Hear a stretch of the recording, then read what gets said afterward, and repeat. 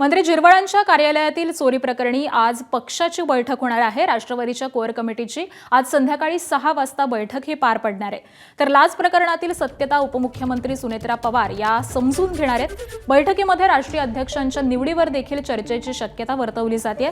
तर पुढील 15 दिवसांमध्ये राष्ट्रीय अध्यक्षांच्या निवडीची प्रक्रिया ही सुरू होईल अशी माहिती सूत्रांकडून समोर येते।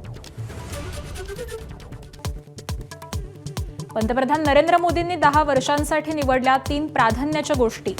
संरचनात्मक सुधारणा, सखोल संशोधन आणि सोपं प्रशासनावरती भर देणार।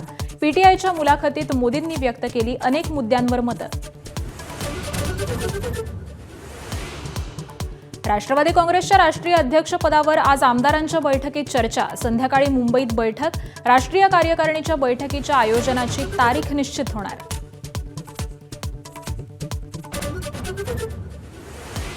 भिवंडी महापौर पदासाठी अर्ज भरण्याचा अखेरचा दिवस। भाजप, शिवसेना, काँग्रेस तीनही पक्ष अर्ज भरण्याच्या तयारीत। कोणार्क आघाडी भाजप सेनेला साथ देणार का याची उत्सुकता।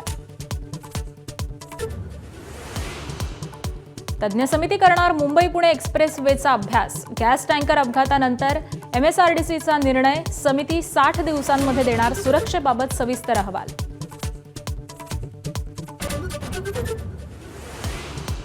भंडारा जिल्ह्यातील लाखांदूरमध्ये कोट्यवधींची शासकीय इमारत पडली धूळ खात। वर्षभरापासून रखडलं लोकार्पण। नागरिकांचा संताप। इमारतीमध्ये जनावर बांधण्याचा इशारा। T20 विश्वचषक स्पर्धेमध्ये भारताचा पाकिस्तानवर 61 धावांनी विजय। ईशान किशनच्या तुफानी फलंदाजीपुढे पाकिस्तानचा पालापाचोळा। सर्वच गोलंदाजांनी कमाल केली। पाकिस्तानच्या खेळाडूंची भारतीयांकडून हस्तांदोलन नाहीच। टॉसवेळी सूर्यकुमारनं हस्तांदोलन टाळलं, तर मॅच जिंकल्यानंतर देखील साऱ्या टीम इंडियानं हस्तांदोलनाला बगल दिली आहे।